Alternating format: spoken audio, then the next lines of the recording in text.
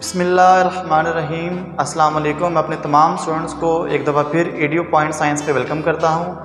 आज की इस वीडियो में हम वो टॉप 10 फील्ड्स जो आफ्टर एफएससी प्री मेडिकल आप जो चूज़ करते हैं और जिनका फ्यूचर में और पाकिस्तान में और अब्रॉड में बेहतरीन स्कोप है, तो वो उनकी फील्ड्स कौन कौन सी हैं, प्लस उनका प्राइवेट और गवर्नमेंट सेक्टर में सिलेक्शन क्राइटेरिया क्या होता है, उसके स्कोप। पहले मैं फील्ड प्लस स्कोप बताऊंगा और वीडियो के एंड पे इनके जो एक जनरल मेरिट्स हैं और सिलेक्शन क्राइटेरिया गवर्नमेंट सेक्टर में और प्राइवेट सेक्टर में दोनों को उसमें मैं जनरली एलेबोरेट आपके साथ करूंगा, ताकि जब आप इन फील्ड्स में से किसी एक को सिलेक्ट करें या कहीं पे आप अप्लाई कर रहे हों तो आपके जहन में हो कि इसका मेरिट क्या है, इसका स्कोप क्या है, ताकि आपका टाइम और पैसा दोनों बचे। जैसे ही एक स्टूडेंट प्री मेडिकल से फ़ारग होता है तो उसका पहला ख्वाब ये होता है कि वो MBBS या BDS में एडमिशन ले।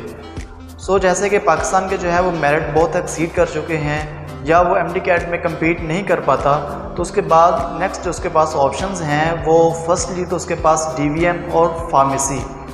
DVM मेल्स को मैं प्रेफर करता हूँ और फार्मेसी मेल्स और फीमेल दोनों को मैं प्रेफर करता हूँ। DVM की जो फील्ड है वो उसके 3-4 सेक्टर्स आगे आ जाते हैं। सर्जरी का आ जाता है, आपका न्यूट्रिशन का आ जाता है, फार्मेसी का आ जाता है, पेट्स का एक बहुत बेहतरीन स्कोप बन रहा है हमारे पाकिस्तान में, या आप किसी फॉरेन कंट्री में जॉब के लिए जाते हैं तो पेट्स के लिए आपके पास एक बेहतरीन ऑप्शंस हैं। प्लस आप कंसल्टेंसी प्रोवाइड करते हैं, एज ए सर्जन वर्क करते हैं, तो इसमें अगर तो फीमेल फिजिबल है इस तरह के वर्क करने में तो इसको ज़रूर ज्वाइन करें। अदरवाइज़ ये फील्ड मैं प्रेफर करता हूँ मेल्स के लिए। फार्मेसी नेक्स्ट जो आफ्टर योर प्री मेडिकल है वो आप चाहे मेल हैं चाहे फीमेल्स हैं दोनों के लिए एक सूटेबल जॉब है और एक अच्छी आपको पे देगी आफ्टर योर डूइंग PharmD। आप चाहे फार्मास्यूटिकल इंडस्ट्री में चले जाएँ, चाहे इसके आप रिसर्च विंग में चले जाएँ, आप टीचिंग को ज्वाइन कर लें, ड्रग इंस्पेक्टर गवर्नमेंट में आप अपॉइंट हो जाएं, तो आपके पास इसके लिए जो है ऑप्शंस हैं। प्लस इसमें जो है बेहतरीन जो ऑप्शन है कि आप अपने एक फार्मेसी ओपन कर सकते हैं, तो एज ए बिज़नेस अगर आप इसको कंटिन्यू करना चाहते हैं, आप मेल हैं चाहे फीमेल हैं, so it's better for you. इसके बाद जो बेहतरीन आपके पास ऑप्शन है वो है BSN जेनेरिक नर्सिंग की फील्ड है। इसमें पहले तो टोटली एक ट्रेंड था कि इसमें फ़ीमेल्स ही मूव करती थी, बट अब मेल्स का रुझान भी डे बाय डे इंक्रीज़ होता जा रहा है। तो इसमें जो फीमेल्स के लिए है वो 3 ऑप्शंस हैं। नंबर 1 तो वो आर्मी में नर्सिंग ज्वाइन कर सकती हैं, FNS मतलब आर्मड फोर्स नर्सिंग सर्विसेज के थ्रू। सेकंड इनके पास प्राइवेट सेक्टर में, थर्ड गवर्नमेंट सेक्टर में। अगर तो ये गवर्नमेंट सेक्टर में चाहे मेल हैं चाहे फीमेल हैं ज्वाइन करते हैं या सिलेक्शन की होती है तो इनको पर मंथ स्टाइपेंड मिलता है जो 31,470 रुपीज़ है। अगर आपका मेरिट गवर्नमेंट सेक्टर में बनता है तो मैं अगेन रिपीट कर रहा हूँ कि आपके लिए एक बेहतरीन ऑप्शन है कि आपको मंथली स्टाइपेंड मिलता है। वो स्टूडेंट जो कहते हैं कि सर हम नीडी हैं, हमें बहुत जल्द अर्न करना है, तो राइट नाउ एक BSN एक ऐसी फील्ड है जो कि आपको एजुकेशन के साथ साथ राइट नाउ पैरेलल आपको जो है वो अर्निंग स्टार्ट कर देती है। अगर आप प्राइवेट सेक्टर में इसके जाते हैं तो इसकी जो फ़ी रेंज है वो लगभग 80,000 से लेकर 1,20,000 है। तो अगर आप इसको प्राइवेट भी चूज़ करते हैं तो अगर चाहे गवर्नमेंट हॉस्पिटल है, प्राइवेट हॉस्पिटल है, इवन कोई क्लिनिक भी बनाता है तो उसको भी वहाँ पे नर्स रिक्वायर्ड है। तो ये हाईली पेड जॉब है पाकिस्तान में भी, और आप किसी फॉरेन कंट्री में मूव करते हैं तो वहाँ पे भी इसका पर मंथ जो पेड है वो लगभग 4 to 10 लाख इसकी जो जनरली इनकम है हमारे UK में, ऑस्ट्रेलिया में, जर्मनी में अगर किसी दूसरी कंट्री में मूव करते हैं तो। सो PharmD DVM करने के बाद एक आपके पास ऑप्शन है कि आप BSN की तरफ भी मूव कर सकते हैं।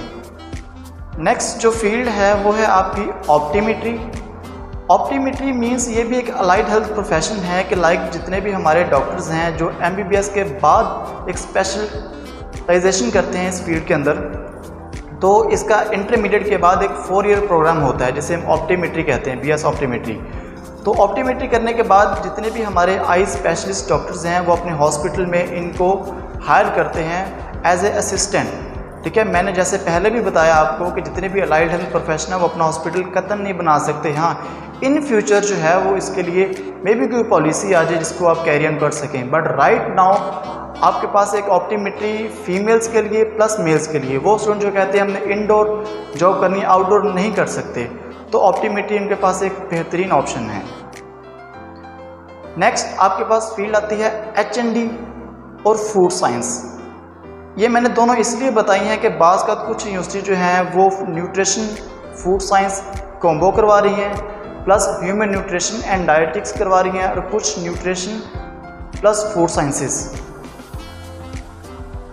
या फूड साइंस एंड टेक्नोलॉजी, मतलब ये डिफरेंट नेम्स हैं इस प्रोग्राम के। तो अगर तो आप H&D प्योर H&D करते हैं तो उसके बाद अपने क्लिनिक पे वर्क कर सकते हैं, प्लस जितनी भी फूड इंडस्ट्री है वहाँ पे मूव कर सकते हैं। हमारे यहाँ इसकी day by day demand increase हो रही है, क्योंकि हमारा weight loss, weight gain, beautician की तरफ, फिटनेस की तरफ लोग मूव हो रहे हैं। जितनी भी हमारी डिजीज़ हैं वो हम फीड के थ्रू कंट्रोल कर सकते हैं। तो जितने भी हमारे H&D न्यूट्रिशन स्पेशलिस्ट हैं वो हमें सजेस्ट करते हैं, हमें डाइट प्लान देते हैं, जिससे हमारी जो डिजीज़ हैं उसमें भी कमी आती है, प्लस जो हमारी फिज़ीक है, हमारी जो वेट गेन, वेट लॉस, इसमें भी हमारा हेल्प आउट होता है।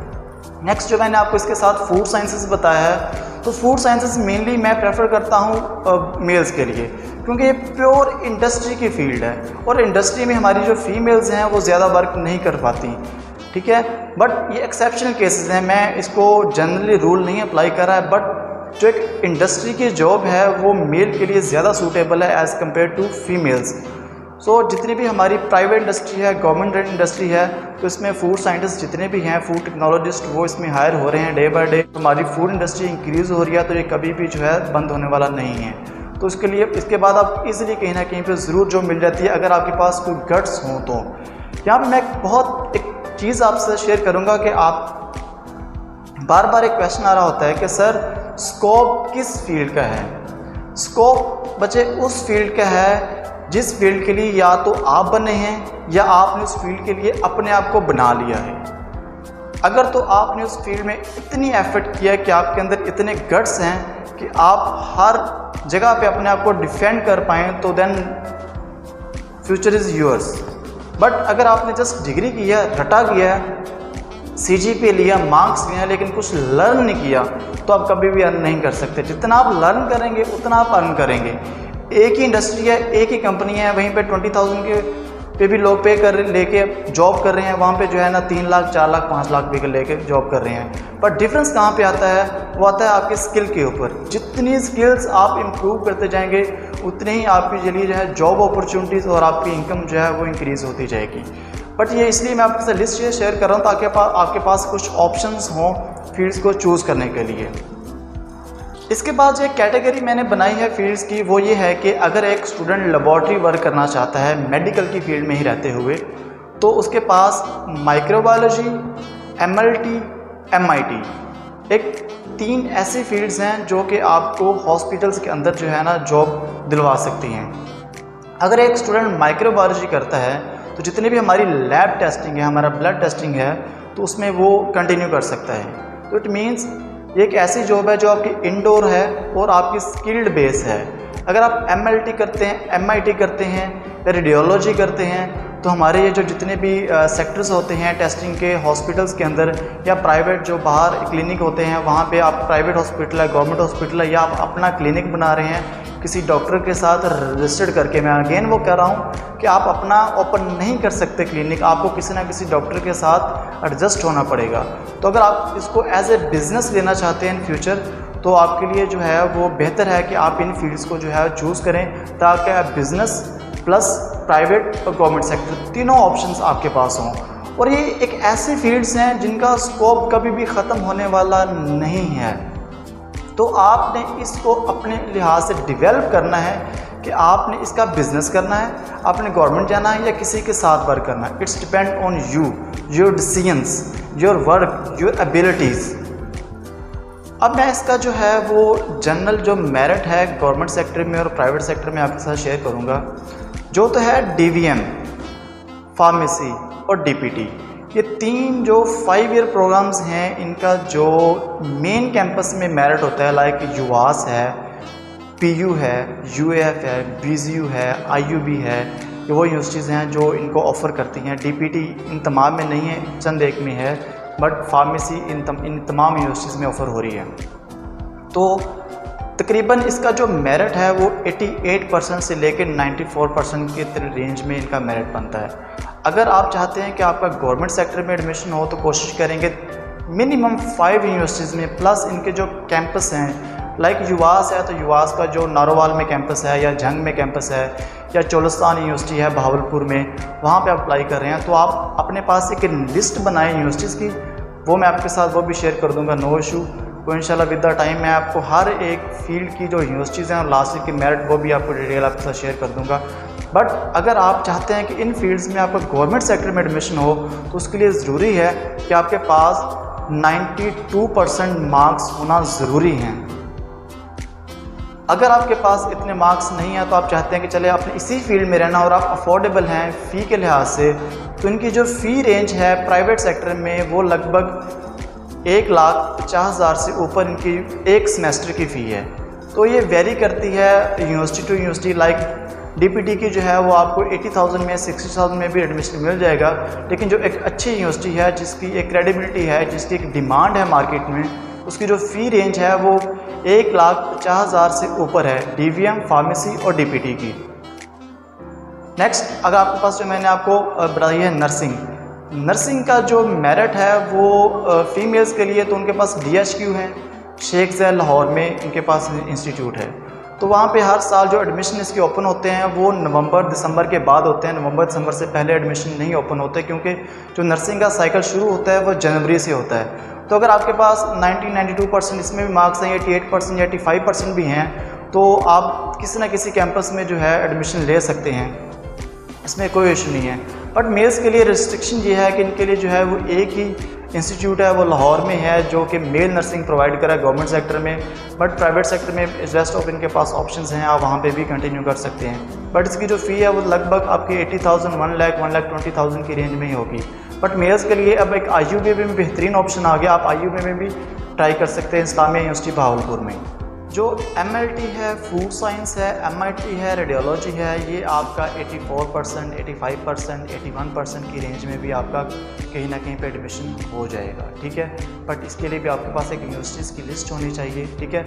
और लास्ट ईयर का मेरिट इसका जो है वो 81% से लगभग 88% की रेंज में ही होता है। तो इसकी जो गवर्नमेंट सेक्टर में फ़ी है वो 50,000, 60,000 की रेंज में फ़ी बनती है, बट प्राइवेट में इसकी जो फ़ी है वो 80,000, 90,000 की रेंज में है। बट कुछ प्राइवेट सेक्टर ऐसे हैं, अगर आपके 80% मार्क्स हैं या 75% हैं, आपका गवर्नमेंट में नहीं हो रहा है, तो वो आपको 50% या 40% स्कॉलरशिप दे देते हैं फ़ी में, तो आपकी उतनी फ़ी बन जाती है जितनी फिर गवर्नमेंट सेक्टर में है, तो आप वहाँ पर भी कंटिन्यू कर सकते हैं। So wish you very good luck for choosing your course and thank you so much for watching this video.